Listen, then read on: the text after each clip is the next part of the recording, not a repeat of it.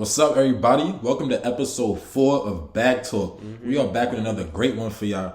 Yo, Hnu, you ready? I'm ready, bro. Let's get it. You sure? Yes, sir. I don't know if they ready. Yeah, I don't know if they're ready. That's a better question. Word. I know we ready, though. Let's do it. So, today we got some great topics for y'all. So, we got to cover COVID, man. This thing that's been bugging us out for the past 2 years. I'm sick and tired of COVID.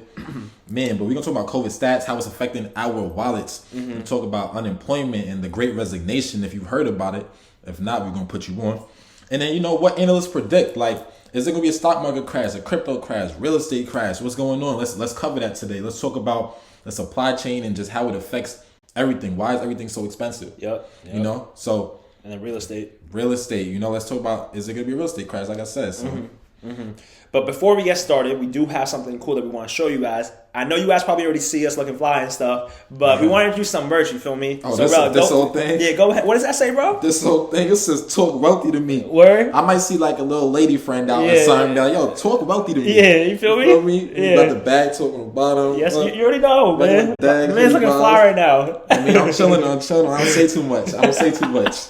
Nah, you got the hoodie out there. I did something pretty cool with the crew neck. You feel me? It's just a regular stuff. We translate wealthy. You feel me? That's all we do. So we got the crew wealthy. neck. We got the crew neck. I'm freaking weak. We got the crew neck. We got the hoodie. We got some hats for you. I know you guys saw in the previous couple of episodes. Then we got some regular shirts as well. Yeah. But honestly, this is all to show you guys what we thought about, right? So if you guys are interested, I know a bunch of you guys have been hitting us up. So if you are still interested and you want, merch, just comment below. We're gonna try our best to hook you up. You feel me? Facts. Most definitely. But can we get to it? Yeah, let's get to it. Let's get the gems. Let's get the gems. Bet. Yeah. All right. So for starters, right? Obviously, how is COVID impacting us, right? It's been kicking our butt. Obviously, in the health sector, we're struggling, right? It's not going away. We know we got vaccines out, we got booster shots out, but it obviously is a pretty big deal still, right? On this channel, we're not going to go and talk about like if you should get vaccinated or what your opinion is. That's on you, bro. I don't want to hear none of that. Yeah, that's completely on you. Whatever you want to do. Facts. We're not. No, there's no mic. All right, bet. Nah, but for real, let's dive in. So CNN actually reported about 24% of U.S. hospitals are reporting a critical staffing shortage, right?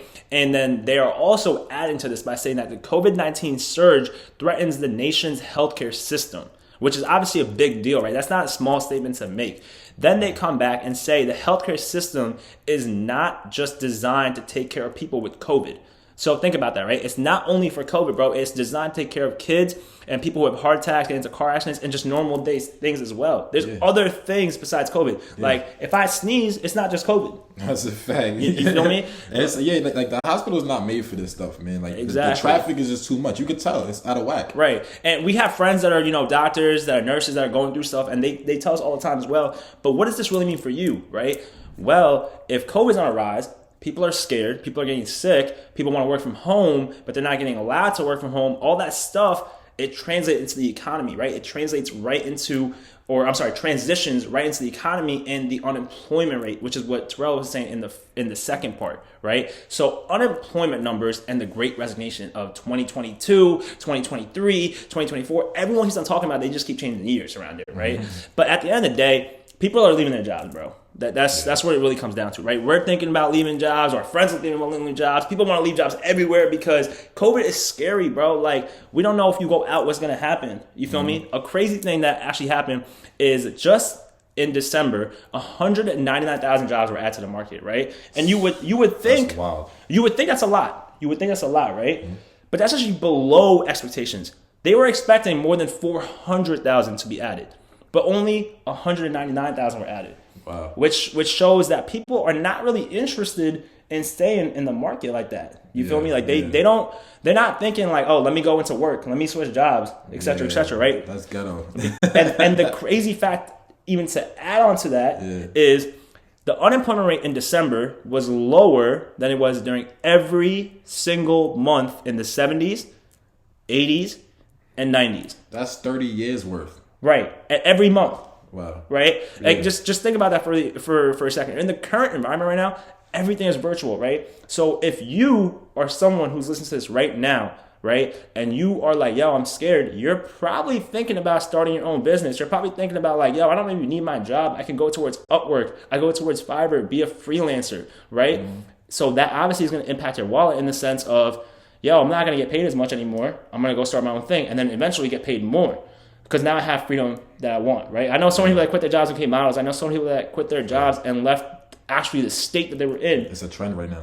Right? And we're going to get into this later down the line as well, like why people are leaving the states that they're in, why people are actually just moving and following their dreams more because of COVID, right? And how that transitions to everything. There's more than 2 million Americans, bro. 2 million Americans that have left the workforce. That's absurd. That's crazy, bro. You feel me? Yeah. Like, so if you're someone also who wants to actually keep their job, right? You actually have the ability to negotiate. Yeah, you feel me? Like you can negotiate salaries, you can negotiate work from home, you can do a lot of that. So that speaks to unemployment. We got the power now. Yeah, that's exactly right. And obviously that transitions into the third point we were making. So with people leaving, COVID numbers rising, what are people predicting? What are the analysts saying that's going to happen in 2022? And this part, we want you to be very careful for, right? Just make sure you listen to it because we've done a lot of research on this. We have our own opinions. But the biggest piece we want you to take away from this is that there's two sides to everything, bro. It's a coin. You feel me? People are going to flip heads. People are going to flip tails, right? So you got to be able to just think about your own stuff and where you lie in the spectrum. So let's just dive in, right? There's one piece, Morning Brew, right, that said most people are saying that the stocks will continue to march upward, right, after corporations posted a record profit growth in 2021 of 45%. So they're saying it's going to go up. You feel me? That's one source saying it's going to go up. Exactly, right? But then we got what? Wall Street Journal. So Wall Street Journal says the world economy could face a sharper slowdown than previously expected. So wait, one just says it's going to go up, the other just says it's going to go down, bro? What's going on? Regular. Right?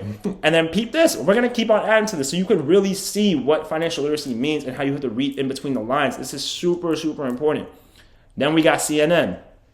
Markets and the economy brace as the Federal Reserve's first rate hike could come in 2 months. They didn't even give a date, right? They just say it's going to come in 2 months, right? So basically, that we got Morning Brew being like, yo, it's going to be all right.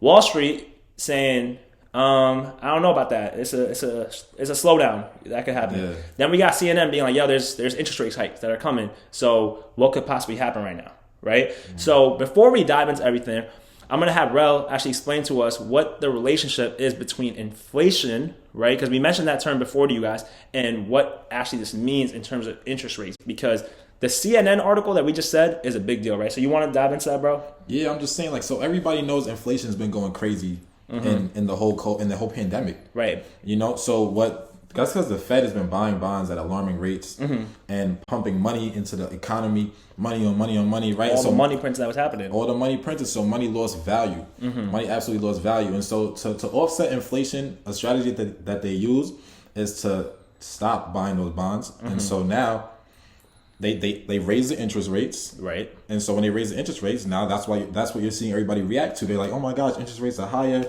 You know, these companies can't borrow money as much as they wanted to. Right, because they pay back that. Like, to explain that to you guys, right, like, interest rate is literally a rate that you actually have to pay back debt on. So if Terrell was a bank, right, and I was a company, and I was like, yo, Rel, like, hook me up real quick. I need $1 million, Brody. And he'll come back to me and be like, oh, okay, bet, like, interest rate is, I don't know, 5%.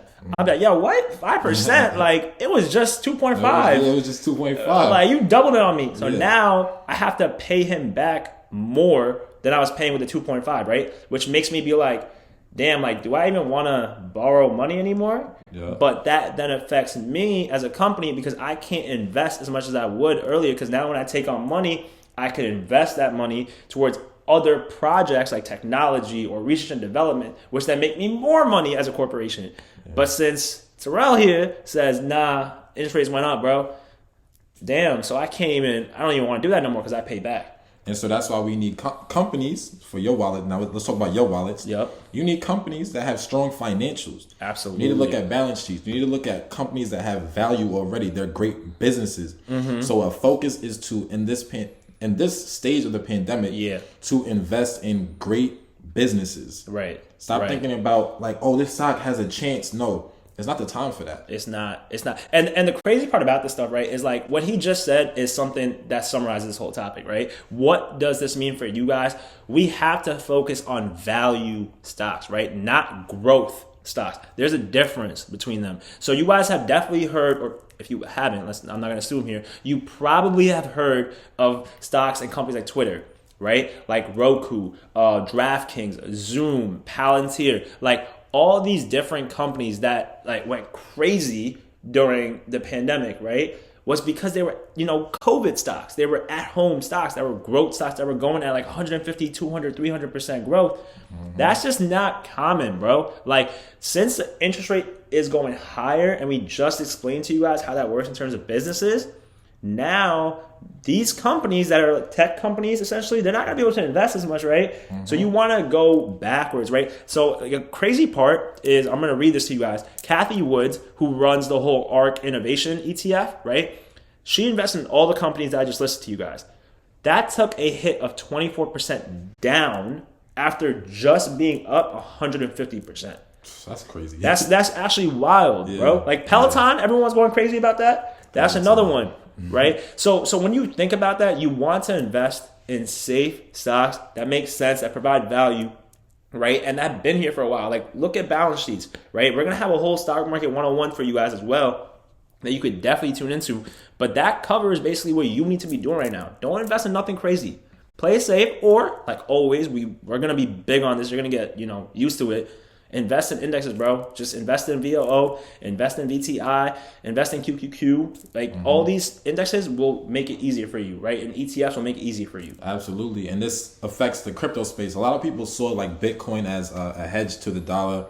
And it's not that it might not be that one day, but as of right now, it's not there yet. Right. So there's a lot of fear in the economy right now. So it's not like people are turning to Bitcoin like, yo, let's run Bitcoin up. Yeah, they're actually running away, low key. They're running away. That's what I'm saying. So it's like, understand that whatever's going on right now, even though great companies, great cryptos are going down, you still want to invest in those things at lows. Right. Don't invest in bad companies or bad cryptos at lows. So if you want to invest in something at a low, invest at the quality at a low. Because make sure it'll go back up. And to add on to his point, you're doing it for the long term. Or on this channel, if you're trying to trade and do day flips and stuff like that, we're not the people for you, bro. Like, respectfully speaking, we value ourselves as investors, right? We literally like to preach long-term investing. We like to preach value investing. We like to look at actual things that make sense to us. So that's what we're suggesting for you guys. And please take this, and go run with it. You feel me? I think that covers the 3 things that we said. Now we're on to number 4 for supply chain. Yeah, so man. You want to kick it? Yeah, supply chain, man. Supply chain is huge. So all right. Prior to COVID, right? Just think about prior to COVID. How did businesses get supplies? We had to go overseas. All right, we outsourced a lot of our materials because overseas it's a lot cheaper. You're getting cheap labor. If you're a business, you could get a better bottom line by outsourcing your materials. China, literally. China, exactly. A lot of our goods came at the hands of China. Yeah, absolutely. And obviously we know what happened with that. Now, for real. Actually, there was a survey that said 44% of companies had no plan to deal with a China-based supply disruption. So basically, 44% of companies are super reliant on China. Right. And now they're saying, like, obviously this is a huge impact. 44% is not little. At all. That's actually ridiculous. Exactly. So now that there's a supply chain issue with getting materials from China because of COVID and the traffic at the ports and everything, then a lot of these companies have no plans. Right. And obviously with the supply chain and the fact that China's coming around, China's not the only country. Like, that's just one, right, that we're talking about. There's other countries as well that provide cheap labor, but they're being impacted too because, once again, you have to think about this, right? We always say, like, I think, Rel, you said last episode, invest in the top 2, invest in the biggest company. So China's struggling. What do y'all think is happening with other countries? Facts. You feel me? Just think about that. If the top dog is like, if LeBron James cannot fight through something, right, and he's the best in the league, and KD can't fight through something if he's the best in the league, what do y'all think he's going to have to other people, bro? Yeah, like, they're going to struggle too. Exactly. Besides me, because obviously I'm like the better hooper than LeBron and KD. Let's just keep it moving, bro. They don't care. All right, so like, where were we? So basically in COVID, there was a whole lot of online demand and labor shortages, right? Because everybody wanted to buy things online because we're all at home. Nobody's trying to go out to the store and get COVID, like from people like Newski right here. Who's trying to get COVID from him? So we gotta, go out and we gotta go online to buy things. Also, people needed to work from home, so we're buying laptops. We need these chips, and we talked about last time the chip shortage, right? Which went crazy in the pandemic because everybody needs electronics and technology to run their companies, right? In the pandemic, right. Chip shortage, boom, right there. We can't even get because most of our chips are made overseas, right? Like, even from like Taiwan Semiconductor. You just took the words out of my mouth, exactly, right? And that's the thing. You notice a trend here, overseas, right? Which obviously we can't do now because of COVID. Like, is this all? I hope this is all making sense. Like, we tried our best to wrap it around for you guys, but like literally, it all flows in this stream. Like, COVID is impacting unemployment, which then impacts the economy in terms of the stock market, which obviously impacted supply chain in itself that Rel is speaking on right now. And it's going to continue impacting real estate as well, bro. Like, it literally just goes downstream. It's tough right now. So what you have to do is obviously invest in value stocks. But in terms of supply chain and the inflation that's going on and why everything's so expensive, how you could counteract that is by investing still. You feel me? Exactly, investing in quality. You know, and even as far as like automation, and this is what the pandemic did too. It kind of like sped up what was already coming to us. So we already knew like there was going to be a lot of a huge cut in the job market. Yeah, like that's the funny part. A lot of people were saying that towards automation, like, oh, there's robots coming out and stuff like that. It just pushed the timeline forward. It was already happening. It just pushed it forward. Like, for example, Walmart. It says Walmart is working on robots that can count items and help with restocking. They've also been using robots to help with online orders.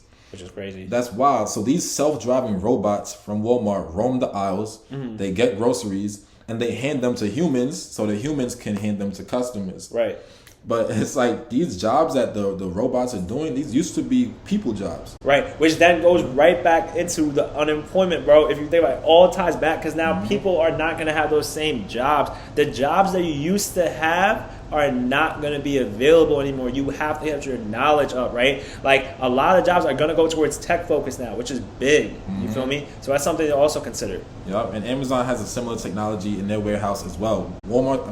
Amazon has places where there's no employees. No, yo, and this was actually rolled out a minute ago too. Like, I remember in when I was a sophomore or junior in college, we did this whole competition, right, for Target where we were like trying to pitch and everything. And I remember learning about this. Amazon had in Seattle they launched their first store where you walk in and walk out. As long as you have a credit card on you, you just literally, if this is the scan, you just scan it and you walk. Like crazy, nothing else. Obviously, you can steal too, but I'm sure people were doing that already. That's the crazy part about it. But they didn't care because they wanted to just test this out. Yeah. And they probably have a system in the works to mitigate stealing and theft. I'm sure. I wouldn't even be surprised.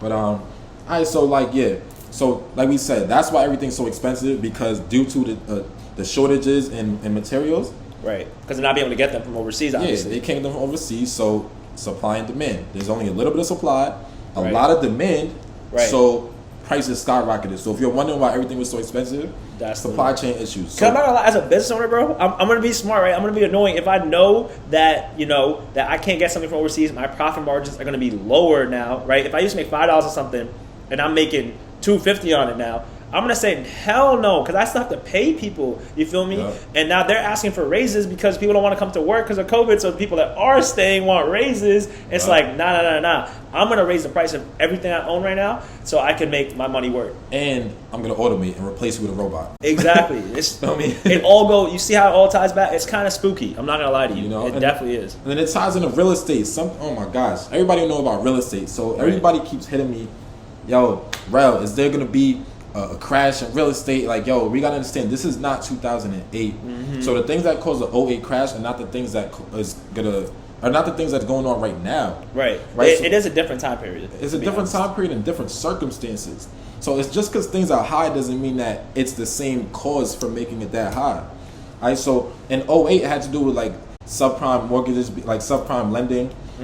So because anybody could get a home in 2008, man, you could be a whole bum. Going out there and be like, yo, let me get a house, let me get a loan. The bank is gonna be like, yo, here, take it, because the banks were greedy. They were working with Wall Street, right, which was profiting off of these mortgages. I don't want to cut you off on that, but there was actually a movie on The Big Short that everyone talks about, right? And other movies as well that speak on the '08 crash, bro. Like, it's not a joke. People were literally going in and they didn't care about credit. There was not a big focus on this. And that's why laws were actually literally passed after '08 to be like, yo, now we have to implement something where it's like we do a credit check, we make sure we have reserves in the bank to make sure that something does happen. There is a crash, we can handle it. There's literally reserves built in the actual banking system for this to happen after what happened in 2008, 2009, 2010. PMI, talk about PMI as well, and then also like even things like explain what PMI is so they actually know. Like what does it actually mean? Well, it's basically like, in most simple terms, PMI is just what the bank uses to make sure that they're gonna get their money regardless. It's an additional thing you're paying per month. It's an additional payment per month. Mm-hmm. And you pay it if you don't, I believe, have 20%, correct? Yeah, if you don't have 20%. If 20% down, if you don't put 20% down, you have to pay PMI on your property. For a FHA, you pay a PMI for the whole life of the loan. Exactly. Whether you're 20% down or not.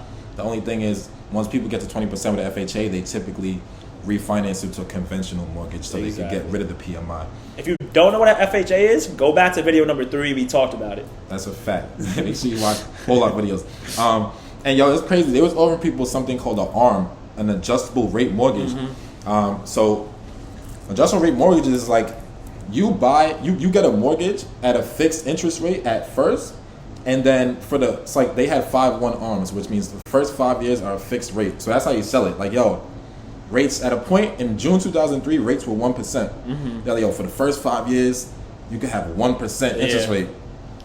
Boom. When that changes, after that, for the rest of the life of the loan, the interest rate is changing every year. So if it's high, you got to deal with it. Like, and you're sick to your stomach because you're like, yo, wait, the prices changed. Because I hope y'all peeped that. Like, what he just said, what does that obviously do? That makes your prices expensive, right? Your monthly expenses go up. So imagine you like talking to a girl, right? And then like you mad her, you pulling game. Like, it's like, oh yeah, this is lit. Like, she's mad cool. She's not crazy. She's not talking crazy to me. She take care of me. Everything is great. Y'all having a vibe. And all of a sudden she switches up on you. You're gonna be sick, bro. You're gonna be tight. Nah, it's like, you reminded me about something. I ain't gonna say nothing but word. Nah, but for real, like, you're gonna be tight, and then you're gonna be like, now I gotta do this. But that's really how people felt with ARM. They were like, yo, what's good right now? Like, no, you feel me? Sometimes women are like adjustable rate mortgages. I'm about to get canceled. Don't cancel me, guy. Nah, don't unsubscribe. Nah, for real, like, I tried to, like, that's the first thing that came to mind. I'm sorry. Yeah. But for real, like, that obviously is a big deal because at the end of the day, like, just imagine, I would be so tight. You're telling me 1%, and all of a sudden you tell me 5.25. That's crazy. Like, remember the analogy we said earlier? The interest rates rise? As that banking thing, and that's the same thing almost with this. Vibes. You feel me? Same vibes. And so, yeah, that's really what destroyed '08. That's not what's going on now, though, because, like, the factors are different now. So we talk about supply chain. There's not enough homes being built. We are so behind in how many homes we need in the country right now. It's ridiculous. We're talking about, like, records. But remember, supply chain, labor shortage. So people cannot build homes even if they wanted to because there's labor shortages and it just costs too much to build a home. So I'll tell y'all a stat right quick. Bloomberg compared the cost to build a one-story home in mid-2001 to the same exact house in 2020. In 2001, it was 61% higher to build that exact same home. So it went from $670,000 to $947,000 to build the exact same home. I think you said 2001, right? And I said yeah, that? he said 2000. He meant to say 2021. So basically, in 2020 to 2021, 1 year difference. Literally, the price was that much higher. Yeah, a 1 year difference, and you went up almost $300K. That's ridiculous. To build the same exact house. Which is, once again, the whole thing, supply chain, lumber being more expensive, not being able to produce. It's supply and demand. That's the concept of financial literacy that we're trying to teach you guys. It's all based on supply and demand. You feel me? When people wanted more, there's not, the supply is not there as much, the price is going to go up, bro. That's simple as it is. You feel me? Yeah, we would have to build over 5 million homes just to meet the buyer demand. Yeah.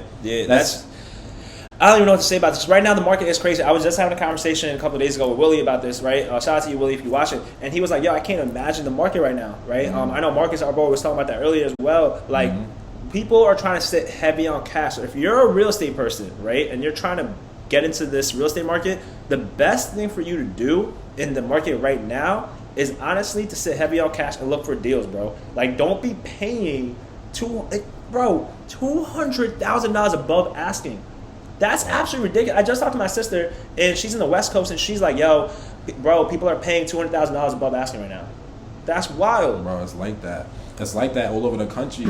And the thing is, even for people that want to rent, because of inflation, like rents have picked up. Yeah. Like the national average for the price of a 1-bedroom apartment jumped 21% from October 2020 to October 2021. That's ridiculous. 21% in a year on average. That's wild. And that's why people move, though. That's literally why people move out of the apartment. You feel me? Look at Manhattan. Manhattan, the rent jumped over 14% since last year. Nah, and that's actually one of the bigger things, right? So when you really think about it, that is also why people, as I said, are moving away from big cities, right? So he just said New York, right? That was one part. But people are also moving in different cities. So obviously, work from home is a thing, right? Because of COVID, we covered that already, and people are leaving their jobs because they can't work from home. But the people that can work from home, they're being smart with it. They're like, yo, if I could work from home, right, and I don't have to live in a state where it's super expensive for me, like a New York or San Francisco, I'm gonna just go to like a South Carolina, for example, right, and just be able to chill down there. I'm gonna move to Florida where I don't have to pay as many taxes on my crib, right? So it's people move. Yeah, like something crazy. So this article on CNN, right? I'm sorry, CNBC. It says number of people moving out of San Francisco jumps 21%. Just peak game on that, bro. 21%. So people are leaving the Bay. Like when I went to go visit, it was a ghost town. Like people, I was in the Uber. This guy's telling me straight off rip, he was from that area. He grew up in the area, and no one who actually grew up in that area lives there anymore. That's like Brooklyn too. Yeah, the whole culture of the city is changing. Yeah, New York City not the same no more. It's not, bro, and that's the thing. Like people are gonna leave. DC too. Yeah, the same thing. Many people fled DC during the pandemic, right? That's another thing we're putting on screen for you guys right now. You can see it. These are different articles that are showing the same story to you guys, right? So like, start piecing stuff together in terms of real estate as well. That's a fact. And so, you know, with these historically low interest rates, because in COVID there was historically low interest rates. Like we said, it's about to start rising. Yeah, but so far, that's why they wanted a home. Like, yo, I got to take advantage of these interest rates. All right, but there was no supply. So supply and demand is really the issue here. Right. And there's a lot of competition. You can look it up online. There's pictures and videos of like houses on sale, and the line is around the whole block. Yeah, people are actually going crazy. I'm not gonna lie to you. Like, people are trying to go on Zillow, trying to find deals. And it's not gonna work. Bro, speaking of Zillow, you trying to find deals on Zillow. Zillow's trying to find deals on Zillow. Zillow made a fool of themselves. They've been buying up homes. Other financial firms like Blackstone, they've been buying up. I'm talking about thousands of homes. It's not even fair because we can't compete with them. Yeah, at the end of the day, right? Corporations versus individuals. I'm sorry, bro. Corporations just gonna win. They have more manpower. They have more money. With all cash. Yeah. We talking about getting bank loans and stuff. They coming in all cash. Yo, give me you said what? 500,000? I'll give you 600,000. Let me get that. Yeah, and that's the thing. Like, that number is not even made up. That's paying 100,000 above asking is regular at this point, which is crazy. We just told the story about my sister making 200,000. His story 100,000. It's regular, bro. It's very regular. And another person to blame, low key. I'm sorry, my boomers out there, but boomers are not leaving their homes. Yeah. So that's another thing. That's another reason why supply is low. Boomers are staying put in this market. But can you blame them at the same time? Because, like, bro, their house value is going through the roof. So they're like, yo, we're just going to stay put. Like, it's already paid off. You feel me? Exactly. So what is this, ultimately, what does this mean for us, though? We talking about our pockets. What does this mean for us? So just remember, experts say that home prices in 2022 are expected to rise by 5.7%. Zillow actually thinks that they're going to rise by 14% this year. Overall, the landscape is kind of saying, like, yes, house prices are expected to rise because the factors that made it rise in the first place are still here. It's still a supply shortage. There's no homes available. And yes, even though interest rates are picking up, at the end of the day, there's no homes.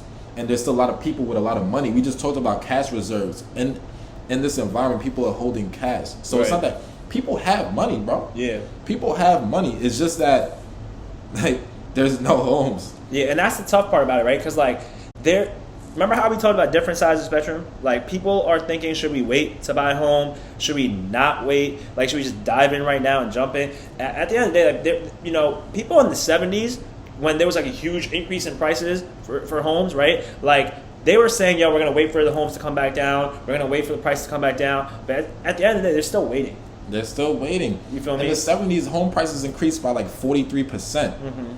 And people back then are saying what some of you are saying right now. Yo, I'm going to just wait for it to come back down. Them houses, No, house prices never came back down. Right.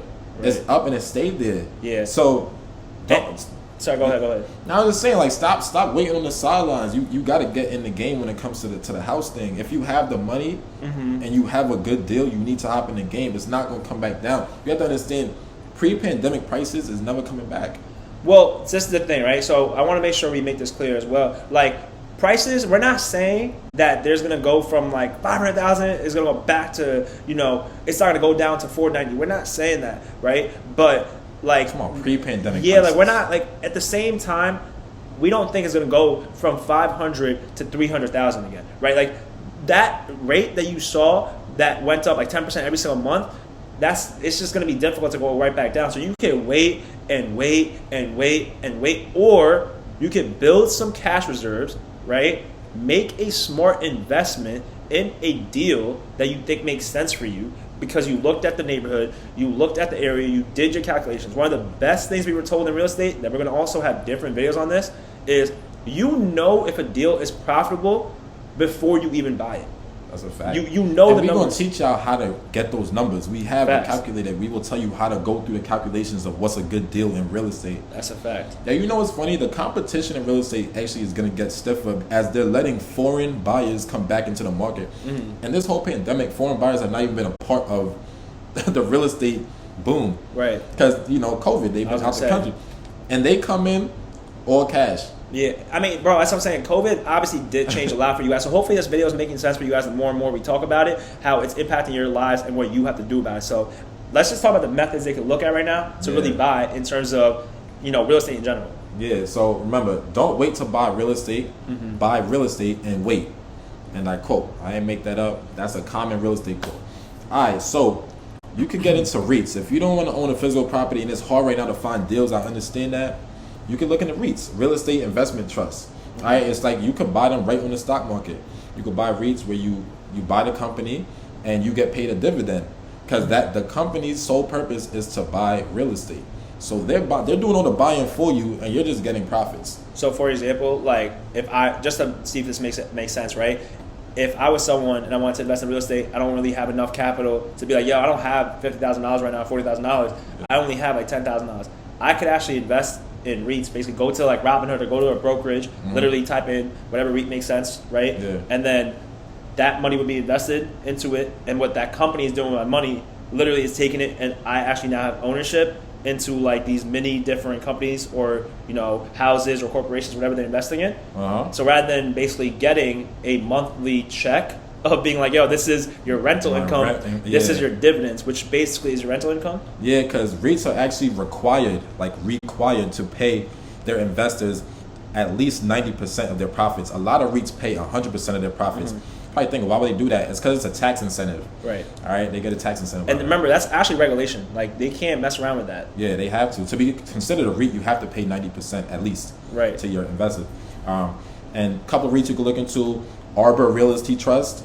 All right, Arbor Realty Trust, you can look that up, ABR on Robinhood or whatever brokerage you use. Mm-hmm. Another is Extra Space Storage. Just look in a couple of those, but do your research on REITs. Right. There's a plenty of them. Nah, for sure. And honestly, at the end of the day, remember, like, you don't have to. I think this is something that I learned down the line when I, was in my journey. Basically, you don't have to necessarily buy property to be like, I want to flex on the gram and buy property. Like, that's what a lot of you people want to do. Like, buy a crib, post it, be like, my first property, it's lit. Like, you feel me? But at the end of the day, remember, don't just buy something with all the cash you have in the bank and then be cash poor. If you have $100K in the bank, right, and you're trying to buy property, do not buy property for $100K. Do not buy property for $90K because you don't know what's going to happen, right? So a great investment that he just mentioned is really a REIT if you want to look into it. Really, don't be ashamed of that. At the end of the day, if you don't own a crib but you're investing in REITs and your net worth is going up, bro, you still making money. That's a fact. You can also look in the lease to own. We actually talked about this on the last episode, so definitely check that out. Which is in basic words, it's like you have a deal with your landlord where like you come up with a predetermined price. Like, I will sell this to you at $500,000 if you rent my property for, let's say, 3 years or whatever. You come up with it with your landlord. So I could have it set up with, let's say, Newski said was like, I'm gonna give you my crib, Tyrell, for $500,000 just I'm gonna rent your house out for 3 years, and then I know I'm gonna buy it from you at $500,000 down the line. Yep. All right. So basically, like another way we said last episode, I'm gonna say it again. It's like a mini internship, right? You get to try out what the tenant is actually credible of. Are they paying on time? Are they not paying on time? Right? What it looks like, because that's obviously something that you might look into as a background check, right? When you do tenants, so you want to just make sure the person's cool. Like an internship, a 10-day contract in sports that you test them out, and then if it works, it's lit. If it doesn't work, you don't want the crib. All right, bet it doesn't work, bro. I'm out. That's you a feel fact. me? You know, and then you could also look into buying a property with your friend. You know, people have had to do that because it's just tough for first-time home buyers. So pool money with your friend, a reliable friend, not the fake one that you talk behind their back. Yeah, nah, for real. Definitely make sure you do your research on the type of person you're doing it with. Have contracts. Another cool one is house hacking. Right, house hacking so that's something also. Basically, you want to explain house hacking again, just to make sure that if you guys didn't tune in, we talked about episode 3, but we're just gonna explain it again real quick. Yeah, house hacking is when you buy a multifamily property, and so since there's different units in it, you could pick one of the units to live in, and then the other ones you have other people living there, and they'll pay you rent. Right, so even though you own it and you live in there as well, they're paying you rent, so they're paying down your mortgage for you. So you could live virtually for free, and dependent on the area. Sometimes you have to pay a little bit. The rent doesn't fully cover the mortgage, but it's all right. You might pay like $200 a month to have a house. And also, just multifamily. If you guys don't know that, he's not talking like I don't want you guys to get confused. It's not just one crib and you got like 3 different rooms. That's not what he means, right? Literally, like they're 2 different like units in itself, which each have their own rooms, their own bathrooms, etc., etc. So you would literally live in one unit with your own bathroom, with your own rooms or whatever and kitchen, and someone else would live in their own. You feel me? Hopefully that makes more sense. And some people do house hack, quote unquote, like a single family where they do have rooms. If you're willing to do that. Yeah, I was just about to say, that's why, people do that. Like, once again, shout out to Bigger Pockets on this one in terms of real estate gem that we got from it, right? There was actually an episode where they talked about this. Like, someone who was just getting started in the journey, they got a single family, they lived in one crib, they lived in one room, and they just rented out the other 3. They didn't mind it, you feel me? Sometimes you have to make sacrifices. That's something you could really look into in terms of house hacking. Exactly. Low key, you could buy a property in the metaverse. It's going crazy. Right. The cheapest plot of land in the metaverse now is like $11,000, which is wild because just last year, or in 2020 more so, these same properties were less than $1,000, and now them same plots of land in the metaverse, which we will cover on this channel for a fact. Absolutely. It's like 11,000. Absolutely. But there's a lot of different ways we could get into properties. We'll cover that when we have a whole episode on real estate. So just overall, I just want you to know, if you are going to buy a house, buy what you can afford. Right. Stick with us because we're going to tell you how to calculate good deals. But don't buy something you cannot afford, because then that's when that's when you're going to have trouble. Right. Okay, so do your calculations. Have cash reserves. You need to have money, just in case money. Yep. And make wise decisions, but don't wait. Let me wait for a crash. You'll be waiting forever. You'll be renting forever. And when you renting, in the words of Julian Gordon, you homeless. If you renting, you're homeless. Not for real.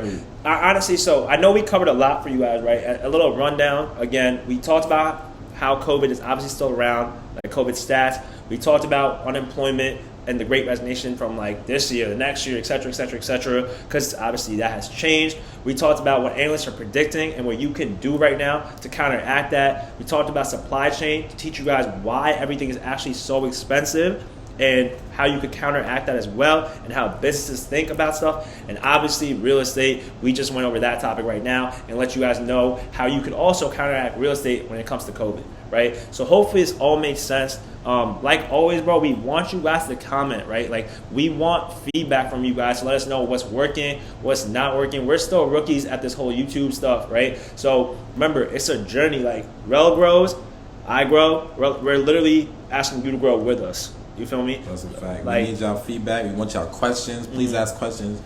We might do another Q&A like we did last episode. So just please ask, man. We need engagement. Talk to us. And also, like, all jokes aside, for real, I know we actually do have the merch out right now. So if you guys are still interested and like want to know more about it, if you want to talk to a bunch of different people and spit game at them, and you want to talk wealthy to them, talk wealthy to them, please. You feel me? Like, just let us know as well. So comment, like, subscribe, and bro, make sure I said it again. What is it, bro? Comment, like, and subscribe. Y'all heard the man. Why y'all acting funny? You feel me? But I hope y'all enjoyed episode 4 of Bag Talk, where we translate wealth for you guys. But honestly, that about wraps it up. We'll see y'all next episode. But until then, peace. Peace.